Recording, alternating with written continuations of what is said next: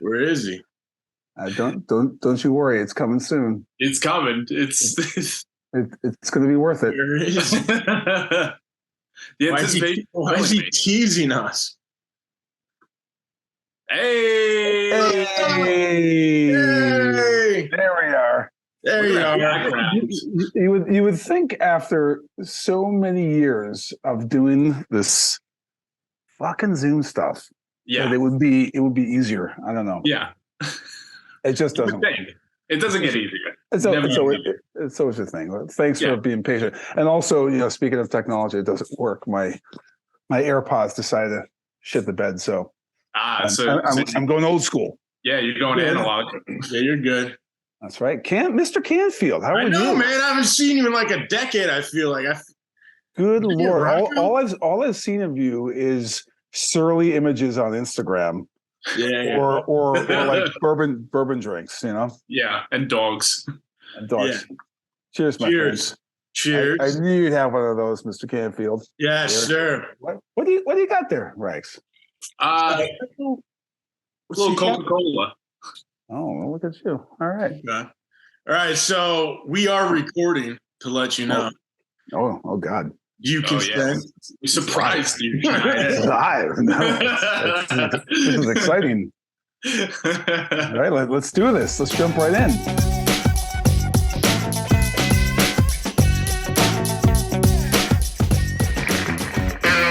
Yeah, let's go. So we got Jeremy Schneider here, DP, director extraordinaire. Everybody, give it up. Give it up for the man Schneider.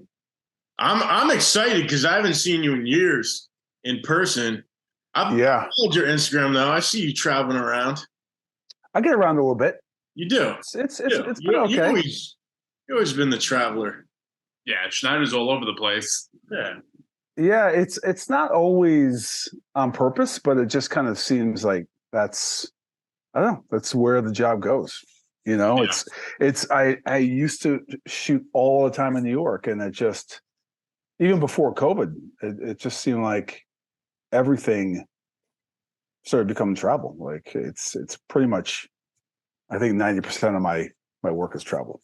Yeah, it's hard to get local gigs now. I wanted to start doing just local stuff, and it's just not possible. It's really not. I mean, you start to limit yourself unless you really want to change the style of shooting that we're doing. I mean, I know you guys have both kind of been in that, the Force and Fire and Chopped and that kind of world where you're at least in the studio and you're here for a good chunk of time. But that's never really been, that was my bag back when I started. I was just gonna say, to stay local, you do have to do more studio stuff, which I don't prefer creatively. I love being on location too, but I think I really don't. I don't like being away for like 3 to 4 months at a time anymore. There's a point where I didn't care about that, but it's starting to pick away at me a little bit. Yeah. What do you think? What do you think changed, Canfield? I think I just got older. I think I think I'm just like I'm more of a homebody than I originally was. Maybe like 15, 20 years ago. I like coming home to my apartment. You know, I got a dog now. My girlfriend moved in. It's just like like going out to dinner in the city, but don't get me wrong. If someone calls me for like 3 weeks, I'm out of here. Oh yeah. I think that's like the sweet kind of the sweet number. 3 weeks, 4 weeks tops. You're good. Yeah. Month and a half, 4 to 6 weeks. That's the sweet spot.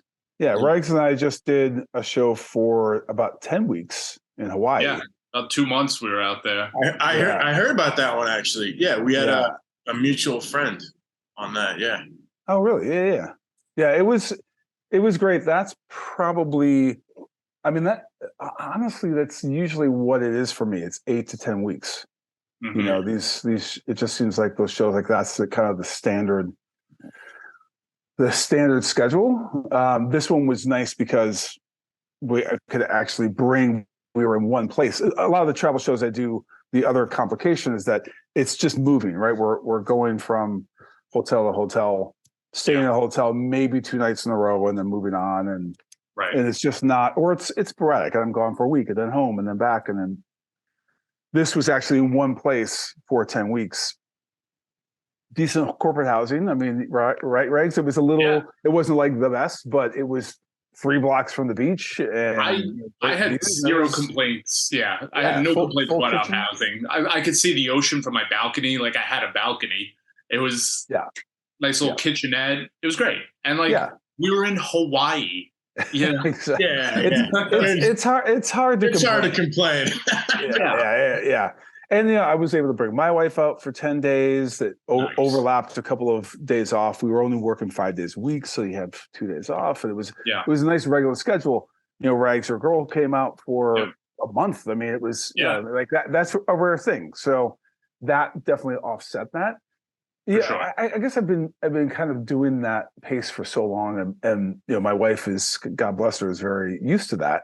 Right. She's not in this business, but she met me as a camera operator, and she knew what I did. She knew my schedule. She was relatively independent and kind of can do her own thing, and has her own stuff going on in the city, and that's part of living in the city. Is part of why we continue to live here. Even though, costs an arm and a leg, and, there's downsides to it. But when I'm gone, she's able to do stuff. She's able to walk out her front door and have plenty of things to do, have friends around. And that's been kind of the secret. But that said, it wears on me. I've been able to be home now for a bit. It's, as you guys probably have seen, it's been a little slow out there. A little slow, slow out there. It's a little bleak. We were just talking about that. This is one of the slowest winters I think I've ever experienced in my 15 years. Yeah, it's definitely slow all around, and I think there's several reasons which we don't necessarily need to get into. But I know it's not just me, and it's not just you, and it's not just you. Like, I know everyone is in everybody of a drought right now, and it's from literally from ACs to EPs are calling me and being like, "What's going on?" So I think just long story short, like, there's not a lot of productions in full force yet because of budget and other reasons and all all conglomerates and what have you. It's coming back. Hey, Schneider, you want to backtrack to 20, 30 years ago and talk about yourself a little bit? Because this is about you. This isn't really about us. Yeah. How'd you get started?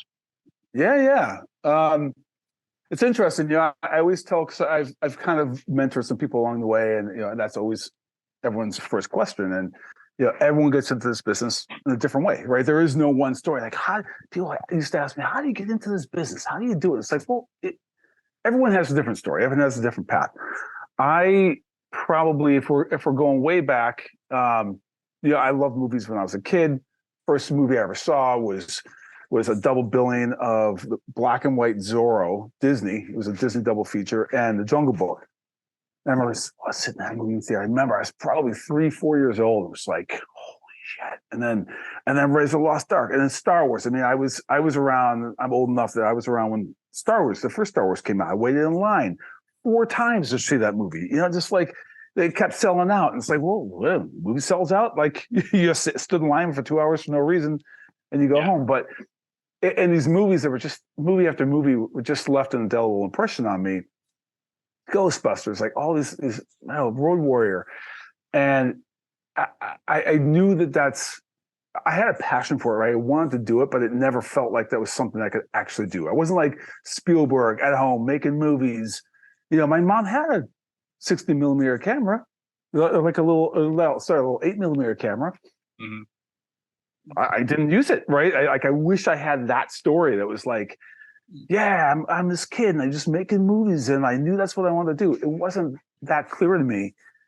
It wasn't until I got into college, and I thought it was going to be something else. I thought I was going to be a psych major.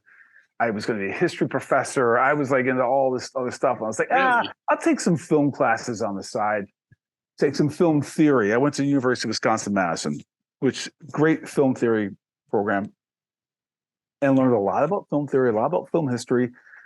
And then I took my first film production course that was shooting on SVHS. And I don't think we even did film. We might have had a Bolex. I think we had a Bolex Super 16 camera. It made some really shitty movies. There were some really shitty little things, and like a little like faux TV program on SVHS that I had to edit in camera. Mm-hmm. And I was like, holy shit, like this is it. And then realized I could major in this. The closest major was communication arts with an emphasis in radio, television, film. That was my official degree, but that got me the closest I could to an actual like film degree at the school. And then I kept working through it, and by the time I was a senior, but I decided to major. By the time I was a senior, it was like, okay, there's an actual program where 500 students apply, 25 students get in. And those are the students. It's like the hands-on. It's like where you roll up your sleeves and you film, make 3 films. You're in a crew of 3 and you're really doing it, right? You get to be an audio, you get to be DP, and you get to be a director. And I was like, this is it. They're garbage movies. You guys will never see them. We'll never show them to anybody. But the point being, yeah. But it was real. Like that's where I really realized like this is it. And also I realized I wanted to do the camera side of it, right? My overall dream was to be a director and make movies and all that shit, like a lot of us. But in lieu of that, it was like, all right, I want to go the visual route. Wasn't interested in sound, wasn't interested in special effects and hair, makeup, and like I knew like I could peel away all that and like I have a straight focus into visual side of this. That's what intrigues me. So when I graduated, all right, not to cut you off. I had a question. No, please. That was a long-winded speech. No. Very similarly, my experience in college, same thing. Starting communications was like it's kind of a BS major, but everyone started there. Switched over to the media department. I had to like do a few internships to see if it was even viable working in TV and film. But you're saying you had this like clear path into camera. Did you do anything prior to college? Like, did you take photographs? Did you paint? Did you so you just knew visually that's what you wanted to focus on, not editing or anything else, sound? Yeah. I think I actually didn't do. I wasn't a photographer. That's another thing. I kind of wish that I had done that. My mom is a photographer. She loves taking pictures, on an amateur level. But she was very much a visual person. My uncle was actually in video production. He owned a production company in Manitowoc, Wisconsin. So like it was in my genes, and I didn't really appreciate it. I am the one of my 4 siblings who is the creative. Everyone else is kind of in other fields that have nothing to do with creative. I'm kind of the outlier there. So I feel like it was in there. I was kind of an artist growing up. I drew all the time. I sketched, I drew, I painted. Got a little art scholarship to go to high school, actually. So that was kind of, there was a visual component to that, certainly. And I think that mixed with movies, mixed with like, it was always the cinematography and the shots and the lighting, and like that's what spoke to me when I was watching these movies, right? It wasn't like, how did they make that sound? How did they do this? It was like, how did they get these images, right? That was what was so indelible to me. So, fast forward to between my junior and senior year, I was like, well, what's the thing I can do? I was looking around, just some kind of internship like you, right? How can I do something that is practical in the real world to see, can I actually do this, right? Is this something I actually want to do, and can I do it? And I ended up with an internship at a news station, and I was editing, but this is old school, and they were shooting on Betacam, and I had, it was true A/B roll, right? It was the A deck, B deck, and I was punching in time codes and editing news stories, and like fast paced, it was crazy. Like news directors just screaming over my shoulder, "We're going on air in 30 seconds." I'm sitting there trying to like, almost like 20-year-old kid, like, okay, just like trying to like not, just like. But you learn how to work under pressure. You learn how to work on a timeline, and then pop the tape and they throw it in the machine. It goes to air, and then they're like, "All right, you put this in the recycling bin," right? Like it's just, it was so, it was crazy, and I knew I can't work at that pace. But look, I made a good impression on them. They said, when you graduate, you want a job, just come to us. Like, we'll interview you, but you have a job. Right. Yeah. And you'll have a heart attack by 35. Yeah, exactly. But look, I took them up on it. I mean, I graduated a year later and waited a couple months and then went in, interviewed. And they at this point, they were like, all right, you're also going to be a photog, is what they call it, news photog. Mm-hmm. Brought me out one day, put a camera on my shoulder. This is how you press record. This is how you focus. This is how you zoom. Right? It was the old rocker and this massive camera, and that was it. And they're like, here, shoot like a fake news story in the parking lot of this shopping mall. Right? Here, get your wide, get your cutaways. Pretend you're interviewing, right? And they just had me basically do a mock shoot and then go back and edit the footage. And they're like, all right, you're on your own. They gave me a car. They gave me with like my trunk. It was like Nightcrawler, right? It was like literally like that. They gave me my own car with a CB radio and the police scanners. And I had a camera. I had a little low light kit. I had my own little audio package. So I was just a one-man band. Yeah. And I hang out in gas station parking lots just waiting for a story to break. Listening to the police scanner. Yeah. that is it. Eating gummy worms, like. That's wild.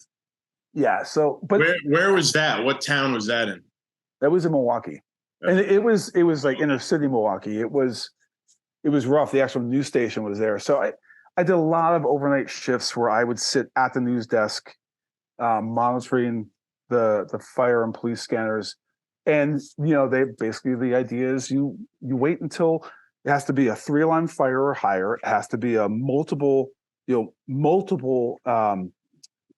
victims in a robbery or a homicide, multiple structure fire, like it. So you're making these judgment calls, and it's like, this is sick. What am I doing? Like, so that was how I spent for the first year and a half of my professional career, was just doing this, a lot of night shoots. And I saw some shit that the people don't want to see, like burn bodies and car accidents. And you're the first one on the scene to a lot of these places. It's like, this is, you get old quick doing this stuff. Like, I'm not going to do this. So it was very clear to me that that's not what I wanted to do. But I mean, there is no better film school than that. I learned way more in that year and a half about shooting for the edit, about being very concise in your storytelling, which I'm not being right now. But you're good. You got a full hour. Don't worry.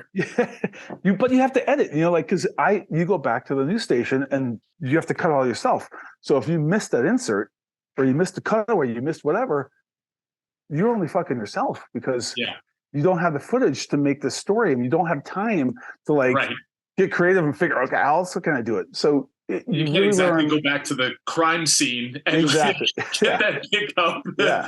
Hey guys, so you learn. I forgot to get a bloodshot. Please put the really body back outside. Yeah. There's no recrees, man. Like you got to do it all, and then and you're all on a timeline. So that kind of got you ready for some of the shows. I remember you working on with me. Yeah.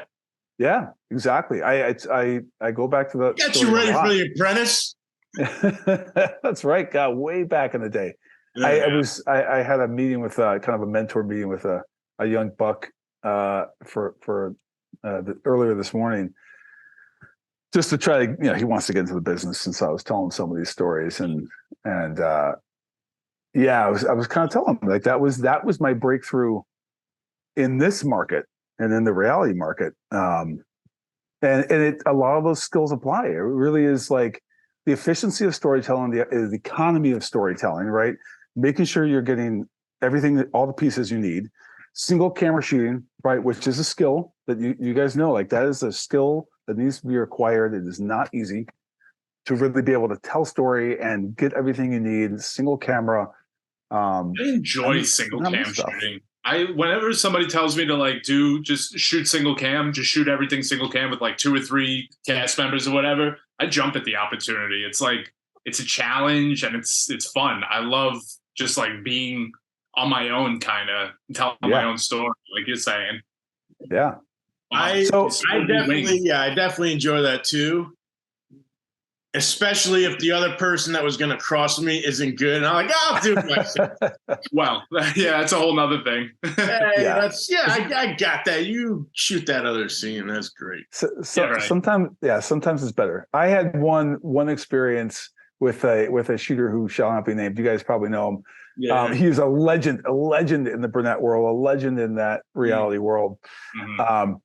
And this was back in the day when he was the alpha dog. And I did my first big brunette show called The Contender. It was a boxing show. With Stallone and Sugar Ray Leonard. Like it was back when it was NBC. It was like, oh, just throwing money at Mark Burnett. Like just do whatever you want to do. It was so much. Oh my God.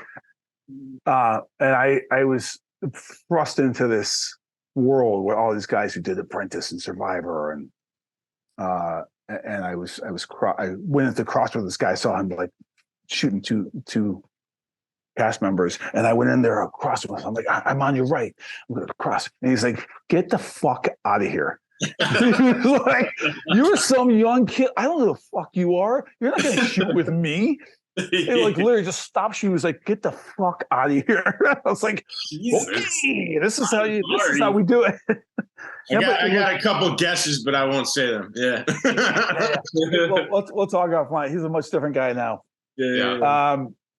But it, like they're all lessons. And you know, I took a step back because after shooting news, like I did that, and I was working with these guys who I thought were ancient. They were like maybe 38, 39. You know, these guys who I thought like, oh, they're old salts, who have been shooting news on 60 millimeter film, like really old school back in the day. And they were like, get out now.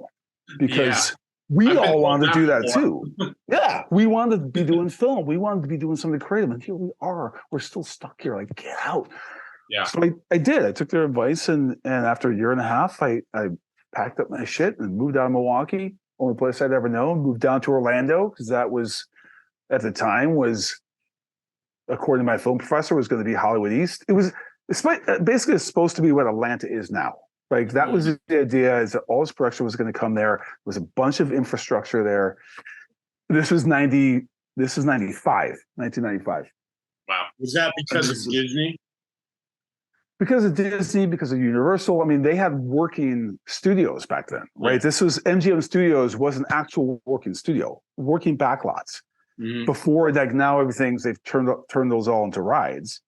But there was a time where I went to Disney World when I was younger and went on that tour, and I remember being up in the gallery and like looking down the soundstage, like, wow, real soundstage, and they're doing like film stuff. And I remember I moved down to Florida, and 2 weeks in, my resume happened to come across the right desk. It was faxed to the right person. This is how it used to work back then. Mm-hmm. Faxed. They were looking for PAs, and I took a step back. I was like, I got to start from ground zero. Yeah. So started PAing, and just at the right time, it was a big infomercial shooting at Disney MGM on one of the sound stages. I met everybody there was in that. Everyone who was anybody was working on that big infomercial, and I remember looking up at the gallery and being like, "Oh shit! Look at those tourists! Like I'm here, I'm doing it. I'm like, I'm actually on a sound stage. I have to have a badge, you know, like." That was one of the proudest moments in my very young career. It was like, I'm on a soundstage, man. Like I made it. Of course, at the same time, I was a PA working for. They were like, "Hey, go with the art department. Mm-hmm. Yeah, go report to the art director." And I'm like, "Okay, sure." Yeah. Like, can you drive a scissor lift? Like, sure. It's like, I was like a young Ragz. That's why I appreciate so much the day I met Ragz. He's like, "What do you need?" I'll do it all. Chop down trees. Yep. That was me. I was like, I'll do anything. You kind of have to be, though. Those are the people you remember, right? And you end up hiring. That's exactly right, Canfield. Like and that's the biggest piece of advice I usually give young people is like, make a difference. Make that sounds cheesy, but you have to stand out, right? Especially, and it's almost easier to do now. Like then we didn't have cell phones. Literally before cell phones, I had a pager, like all I had to do was just not be a fuck up. Yeah, you know what I mean. Like now, all you have to do is just not be sitting on your phone and have your head up your ass. Like you can make an impression. You could, like it works with Ragz, right? Like you made one good impression on me, and you're off to the races. I made one good impression on one person on that first shoot, and it went from there, right? Yep. A year and a half later, I get hired. It was actually on another show, but anyway, it was a production manager. I made an impression on her, and she recommended me to this guy his name's Mike Murray. You know Mike Murray? I know. Yep. Yeah. So I worked with his ex-wife as a production manager, and she was like, "This kid's great. You should hire him." And I started getting jobs with Adrenaline, and then a year later, he's like, "I'm going to bring you on board as a camera operator." And that was it, man. I mean, that was really the beginning. But it was all from making an impression on somebody early on. And they're like, yeah, I remember that guy. There were 5 other PAs on the show. She remembered me because I was like, I'll do whatever. I'm going to hustle.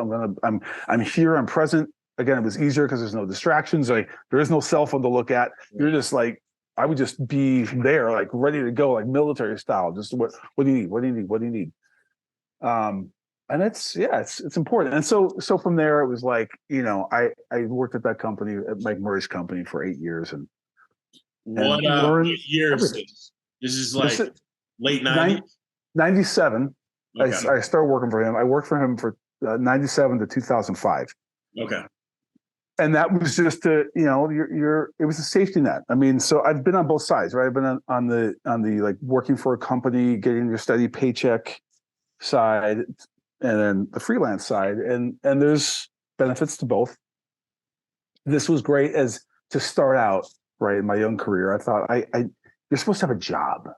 Right? I was a Midwestern kid. You need a job. I need a steady paycheck. I need benefits. Like that's what a job means.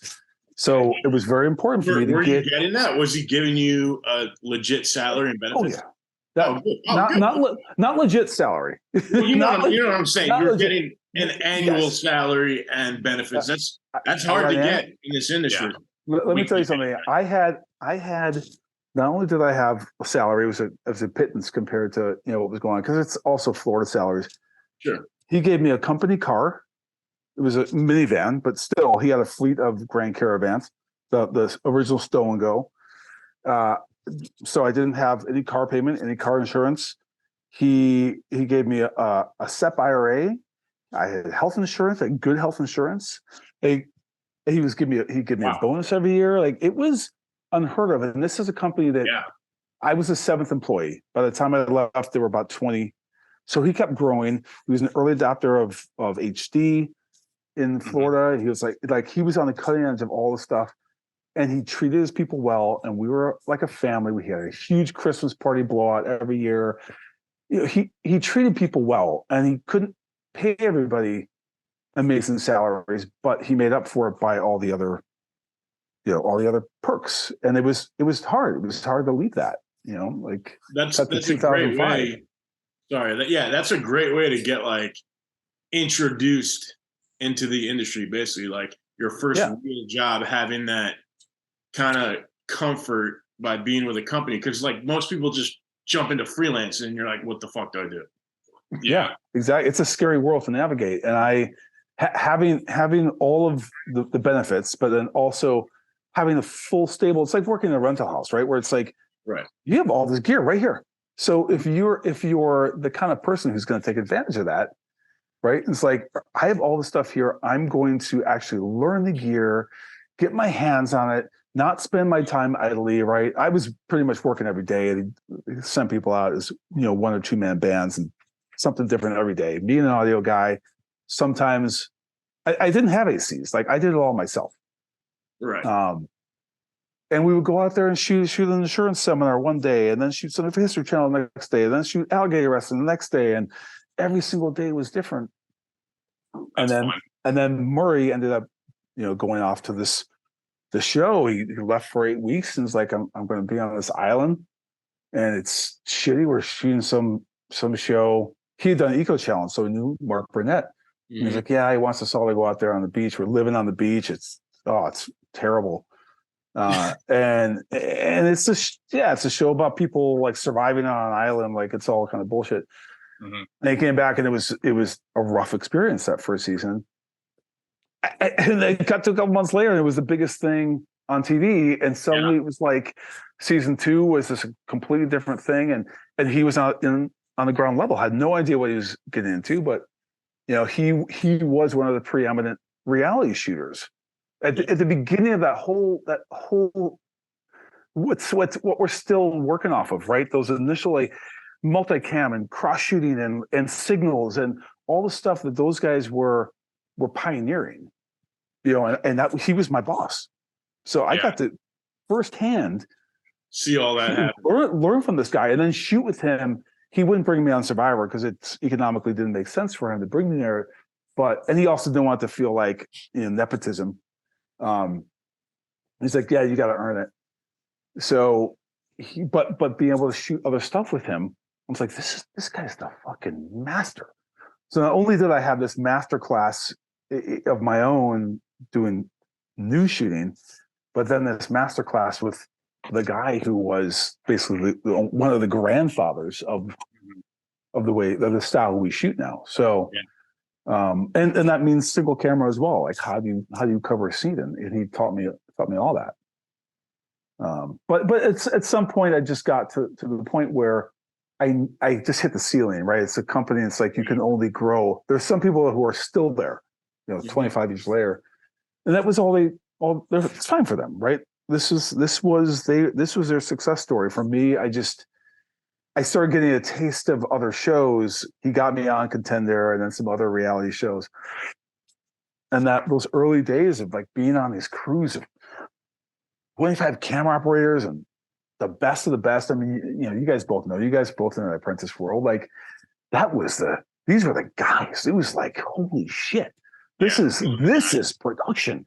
And it's like, I can learn so much from these guys, and you're just balling, right? It's like, I'm working for Burnett, and there's all the money and they put you up, and you just felt like, they treat cam ops like kings. So it was intoxicating. And then when they asked me to do apprentice, I was like, I got to do it. And he didn't want me to do it because it didn't make sense for him economically to lose me for that long. Right. So right then and there, I remember talking to the heads of the company, and it was like, I want to do this. And they're like, we need to have a meeting about it. We'll let you know what we come up with. They walked away, and I was like, I'm done. It was that easy. The light just went off. I went into the back room, and I got on the phone with the line producer. I was like, I'm in. All right, great. See you in 2 weeks. I went up to Mike's office, gave him my 2 weeks. That was it. Like it was that easy. That was like, I just gotten to a point where I needed to have some agency over my own career, my own time. Like I was just like, I can't have people decide my life by committee, Right. I'm to the point now. And also, but I had the advantage of feeling confident in my skills, right? I was coming into freelance, having done this for 10 years. Mm-hmm. So it was easy. Apprentice got you to New York. Yes. Okay. But old school Apprentice. This is season 4. It was the Martha Stewart season. Yeah. So I was doing the Trump season. It was really because of that, right? They needed more shooters.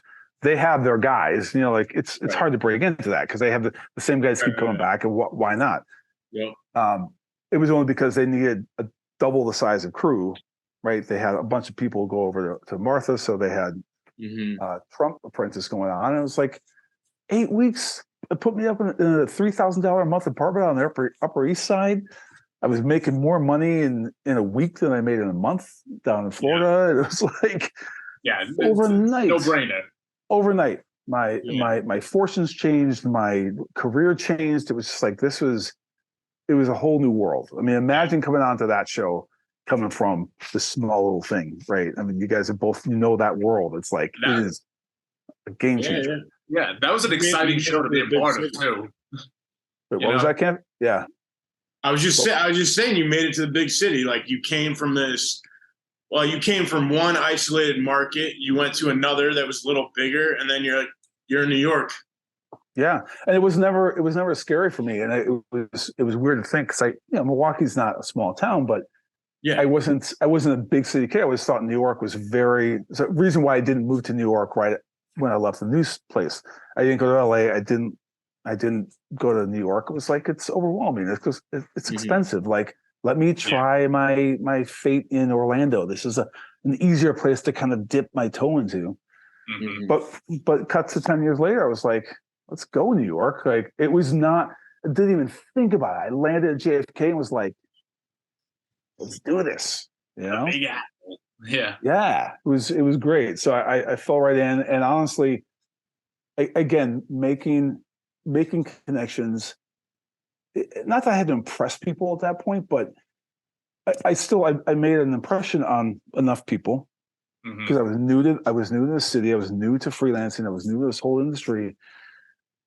That show launched everything. Like, I haven't stopped working since that show in 2005. You know what I mean? Like, it's you make those connections, and then it's just goes from there. You guys get that. Like, it's all about this connection. It's all about like making sure you're always trying to like make a good impression, no matter how long you're in this business. Yeah. Because every show you're on, you meet someone new that might then lead to the next thing. There's always someone else. I was literally just talking to Ragz about this, about a potential job later in the month. I was like, I hate to say it, I'm willing to take a little less money just to make new connections, because who knows what job that person is going to be on next. And like, I usually try to hardline up, I can't do that. Sorry, experience, blah, blah, blah. But like, you have to be strategic sometimes and be like, that's a new face. What are they up to? Let's work with them.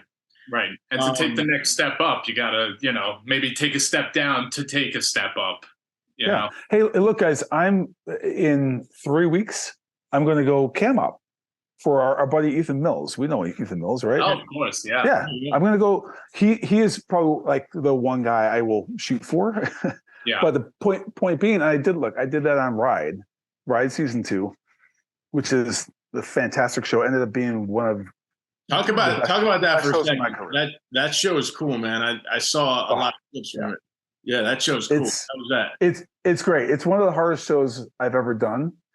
But also one of the most rewarding. It's just hard because it is a moving target, and we have Norman Reedus, our big talent, for 3 days, and it is an hour-long show that we're trying to accomplish in 3 days, and then we have 2 days of second unit, and we bring in some stunt guys and do some fun, cool, radical shit. Yeah. And then B team splits off and does B-roll, basically backward to the front. So the whole thing is like we have an A point and a B point. We start here, we end here, and all that stuff in between. And it's 3 days trying to get all this content in 5 locations a day, and then we're shooting all the stuff in between. 5 locations a day. 5 locations a day. It's insanity. So you go there, and like half the locations I've scouted, half I just haven't. So you go in there cold. Yeah. You hope you have, while he's having a smoke, you're going in there and just like, all right, where do we go? It's like, Ragz, we've talked about this. It's like being able to walk into a room and just scan it and do that, and like in Aliens, where it's really like, I just kind of do that and look at, this is where we're going to go. These are the best, this is the best table. We have 2 people or we have 4 people who are going to go. This is how we can be properly keyed. And this is quiet enough. You just go in there and you have to make these quick decisions. Yeah. But that's what it is. It's just nonstop. And it's 14 to 16 hour days by the time it's all told. you don't have any downtime when you're traveling, right? Normally you'd be like, oh, great, it's an hour to the next location, great. Instead, I'm shooting the whole time, and that's like the time when you're most puckered, because you're operating this. You have the black arm with a cloud mount and the Ronin and this whole rig that is perfectly tuned. I have an AC who every season I have a different AC. They all have to, because almost every AC has taken a step down to do it, to be like, I want to work with you. I want to work on the show. This is cool. It's not an AC role. It's more of it's a gimbal tech. It's a very specific role. So it's like, yeah, I'm going to come and do that specifically. Yeah. And it's really stressful. We were in London one time and about to start shooting, and the gimbal just didn't work. Didn't work. No matter what we did, we could not fix it. And luckily we were in London. They called a local company, and they're on the other side of London, like an hour away. They had to bring a new one in. We had to replace the entire system. And after that, that day, I said, we are never traveling without an entire backup. So I had production. I made production swear to me that we were going to literally have 2 complete systems. So if any one thing went wrong, we could literally just take that one off, put a new one on, right? That means every cable, every bolt, every nut, every single piece of that hardware, we could immediately change. Because on a show like that, you kind of have to do that in that situation. Yeah, the show's over. Yeah, exactly. Because we have been in a lot of very remote locations where that would not have been possible. Yeah, in the middle of the desert, something goes down, that's it. Yeah, and it's the crux of the show. The show's called Rides. If you're not shooting the riding, then you got nothing, right? Right, exactly. And there's really no alternatives. And that was before we had handheld gimbals, so I couldn't even stick my hand out the window and shoot. That's just not the way we would do that show anyway. We do it very safely and by the book. We have an AD. It's 16 cars in a we have police escorts blocking off the road. I mean, it's just this operation. It's a massive operation. Tons of logistics, different nightmare for the AD. Yeah. He has. I mean, he's fantastic. Chris Kubik. Shout out to Chris. He is very good at his job, and it's also dealing with with talent, which is always its own special thing, and then special guests who are not always on the same page. But we have Josh Brolin. We had some pretty big names. Another name I don't think is public yet, but we have a huge name for this last season. Yeah. So some really big names, and you have to deal with those egos and their little their quirks. Yeah, the little quirks. It's like, all right, well, we have to stop down. This guy likes to have coffee 5 times a day, so we got to schedule some coffee runs. So it's just it's a lot, and honestly, but it's one of those things where it's like at the end of the day, we get to a new hotel. Production management has some cold beers and a cooler for us. They have production. They have the keys that they've advanced. So they have all our hotel keys laid out. They have a tech room built for us. They have it all worked out. They have a second meal for us, a hot second meal, and it's like that's nice. Everyone at the end of the day, it's such a good family, and it's like how it is. Like you can be in hell for those 12 to 14 hours a day, and at the end of the day, somehow you still have energy in your tank, still fuel in the tank to have a drink, hang out, just have a little bit of fun. And feel like this is good. We accomplished something today, right? You feel like we really did something, and we did it as a unit. And this is really dialed in production. Yeah. So that's why it really is. It's probably the hardest and the most rewarding show that I've done in a very long time. But I got into that because Ethan was the DP, the original DP. I volunteered my services to come shoot for him. I was like, this is great. I wanted to break from the stress of and the responsibility of DP, and I'm like, I'll just come and have your back, shoot for you, and travel. This is great. It's not a heavy lift for me. It's funny you say you want to break from the stress. Yeah. Well, yeah. And little did I know, they ended up putting a lot on me that season because of my experience as being a director and a producer. They're like, oh, we want to do some local interviews. So can you produce and shoot and do all the stuff for these local interviews? Yeah. So anyway, long story short, it was, I took a step back and and checked my ego and was like, I want an opportunity to shoot. And also wanted in with this company. The showrunner was a big Bourdain. She was like in Bourdain's book, like in the thank yous. She is one of his guys. Wow. One of his right hand people. And I was like, I want to know her, and I want to know this this group. It's Left Right. It was Left Right Productions that we all know, and it's a great company. And I'm going to take a little bit of a pay cut and a little bit of a title cut to do this show. And I'm glad I did because it ended up paying off in dividends. Mm-hmm.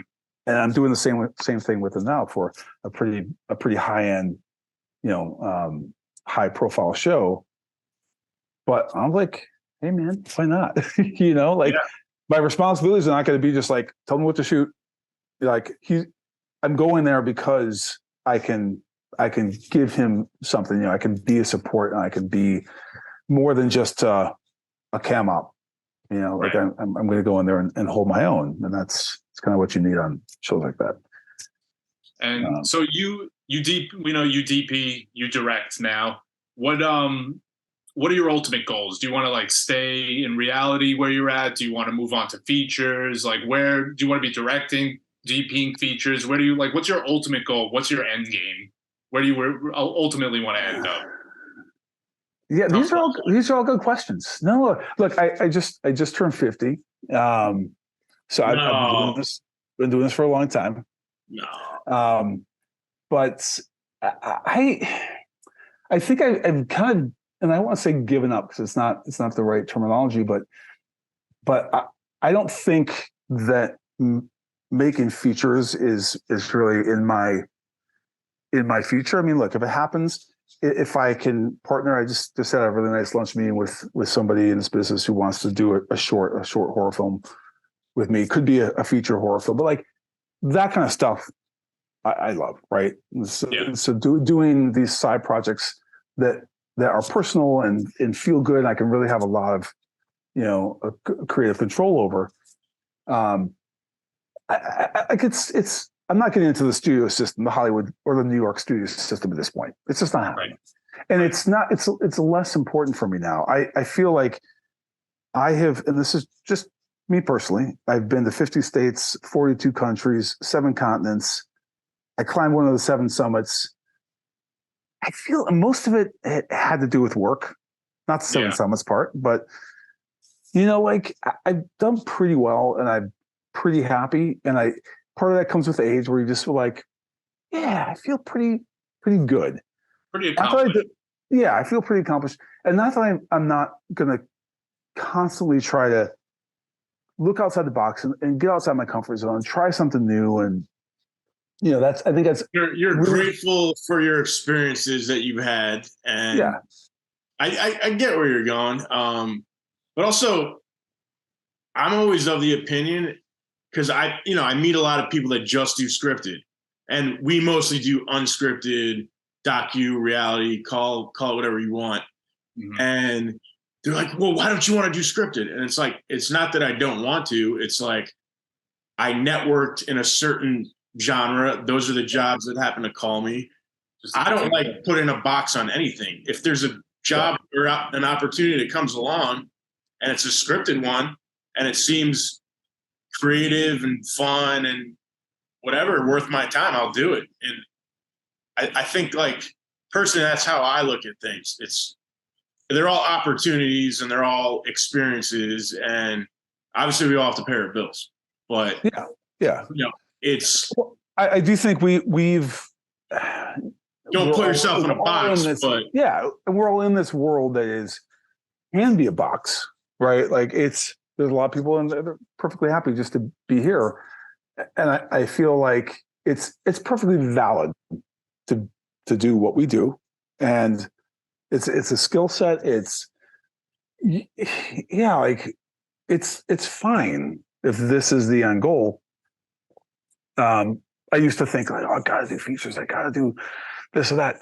I've done music videos, I've done short films, like I've done all of that, and I still feel like, yeah, I would like to. Maybe for me, it's more about like maybe getting into some commercial work and getting into some higher end, bigger budget commercial work. I don't think it's necessarily features at this point. But again, same as you, I certainly would not turn that away. I'm up for anything still. Right opportunity. Yeah, you of course. And I don't feel 50. I feel I'm just starting to think about what that end really looks like, right? Yeah. And how much longer I can realistically have a camera on my shoulder and do this kind of stuff that we do, the kind of physical stuff we do. But at the same time, this is kind of what keeps me healthy and in shape. And, I have a physical job. It keeps me young. It keeps me, I have to stretch. I have to stay in relatively decent shape to do this, to have the stamina to do it. So I'm not looking to stop doing that. And also, not for nothing, guys, like I love doing it. I legitimately love doing it. So it's not like, oh, I gotta keep just slogging through this shit. Like when can I just retire? Like I actually enjoy doing what I do. So yeah.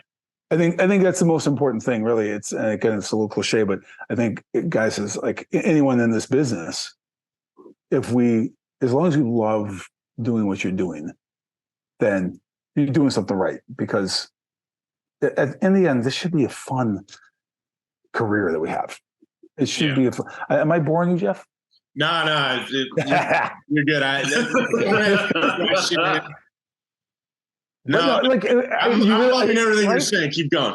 We do, but we do have to have fun. And I was talking about this with this producer friend of mine who I had lunch with. Like, if we're not enjoying ourselves, why the fuck are we doing it? We chose to not have a job where we're punching the clock and we're sitting in the cubicle all day. Like, we chose this career path, and if we're not, it's supposed to be fun, and we're out there in the world and doing it and making something cool, but also enjoying ourselves. Yeah. What's the point otherwise? And I think that I have to remind myself that sometimes, like during these slow months, I'm like, what am I doing here? But like, I say that same thing in my head. I'm like, well, I've been doing this nearly 20 years, and there's a reason I chose to do this, because I only freelanced. That's why I'm like, I was super curious when you were talking about how you were staff at a company, and I would think that'd be a huge shock, but you sound like you transitioned pretty well. But yeah, we do this for a reason, for sure. Yeah, I think you want to feel engaged, you want to feel challenged, but you also, and I think it is part and parcel, like that makes it fun, and that makes it engaging. That makes you not want to, I don't know, just do the slog. And again, I know you guys have done that. I did it early on with Apprentice, with Top Chef, with Project Runway. I did all that stuff, and I realized pretty early on that that's not where I wanted to stay. That wasn't the lane I wanted to be in. I was in the union for a while. I was 600 for a while, doing Runway, doing Next Top Model, and I loved it. But it also, I was starting to get DP offers at the time, and I was really looking to transition. I a very clear goal that I never questioned. Like, do I want to be a DP? Do I want that stress? Do I want to? It was like, no, I'm like, it was like the alpha dog in me. Like I need to be calling the shots. I need to be. That's just where I'm going. Like there was no doubt in my mind. Yeah. So when I was getting those calls, I could be a cam op on a multi-cam show, being told what to do by a producer half my age. Keep shooting, keep shooting. I'm the big DG betas back in the day. or I could do a much smaller show and have this be part of the creative process and be part of the creative decision making, and and be like, well, this is what it is like. I felt very confident doing that, very confident being able to teach other people and bring on other camera operators and bring on ACs and like be the head of a department. And I felt so much better to me, and felt so much more creative and so much more engaging. And I learned so much shooting these New York shows, these New York dating shows. Not the content I was interested in, but like all these bars and restaurants in New York City back in the day before LEDs. And it's like, you can hang some Kino Flows here. I got some dados here. Like, whatever you could hang in a working bar or restaurant in the time that they gave you. It's like, or you get a half-hour window to light the stuff. It's like, so every time was this challenge and just make it look beautiful. And that was so much. I knew that's where I wanted to go. I did not want to ever get into the point where I felt like I'm just punching the clock and going into the studio, making the donuts, and then when's lunch, and then at the end of the day, punch my clock and leave again. There's nothing wrong with that. The cheese factory, that's what I call it. The what?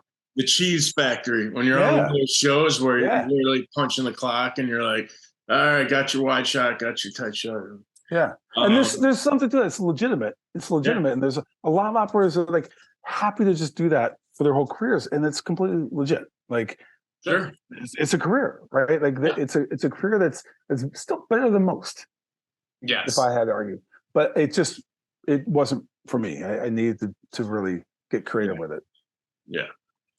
Yeah. That's kind of impressive though, that you could still have some sort of idealistic attitude after all these years, man. Because I think that's one of my biggest challenges. Even when I'm on a job and I'm like, I should just be happy I'm working.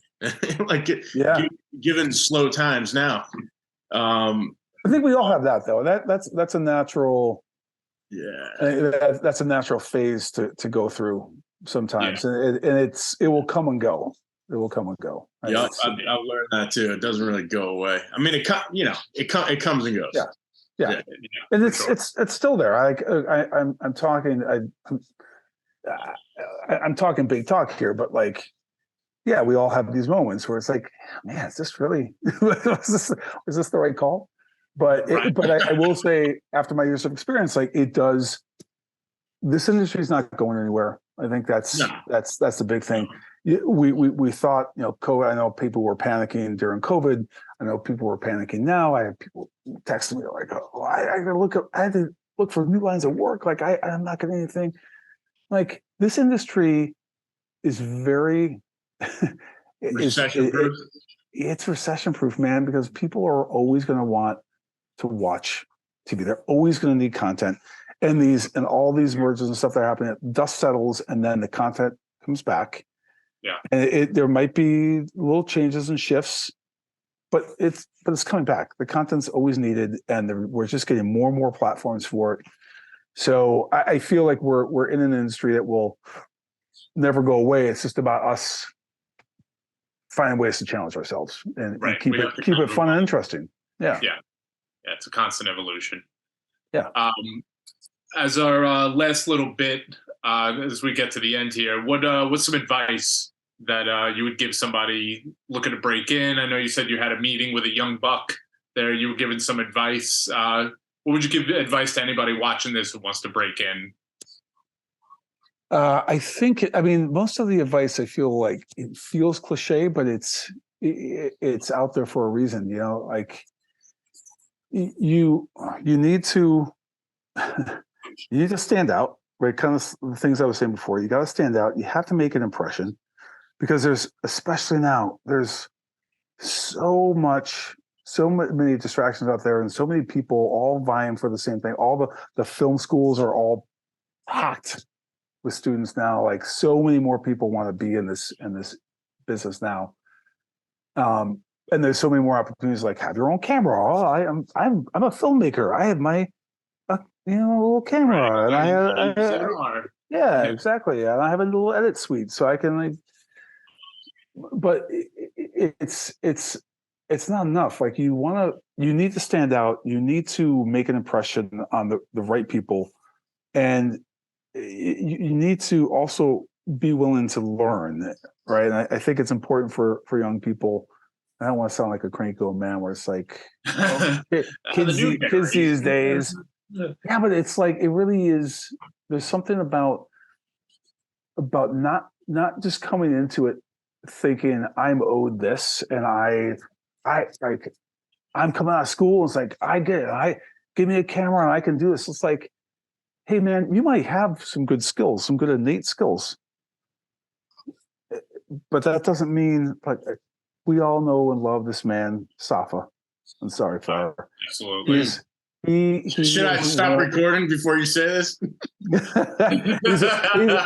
he's one of my proudest achievements. But he was like, he had innate skill, innate ability, but also was like willing to learn. It's like, I don't know everything. I just, like, teach me. And I think that is what a lot of young people coming to this business are lacking, is just the humility and the willingness to just learn. And this kid, I will give it to him. He's shooting little videos himself and doing all this stuff. I was like, oh my God, he's gonna be one of these kids who's like, I have a black magic. I'm good. I just, can you get me that, get me a camera operating on some shows? I'm like, so he didn't even go there. And I said, I would start you out as a camera PA. Yeah. And I told him about you, Ragz. I told him my favorite Ragz story on Real Housewives of New York season 4.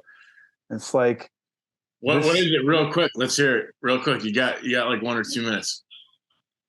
John Brundage was the AC. Was he AC on the show? Yeah, he was AC. He was my AC, and I already brought him up as a camera PA. And I remember I was assigned a PA, a driver, and his name was Chris Ragazzino. I'm like, Jesus Christ, his name is really called Ragz? Ragz? What the fuck did they give me? I'm very judgmental. I'm like, all right, this kid's not going to be good, whatever. And he showed up and he said, oh, he's parking the van. He's coming up. I'm like, parking the van? I worked on Apprentice, so I'm used to PAs just like, sitting in the vans smoking weed. Right, transport department. Yeah, not giving a shit. Like, he's come up. He came up, was like, what can I help with? Can I help load?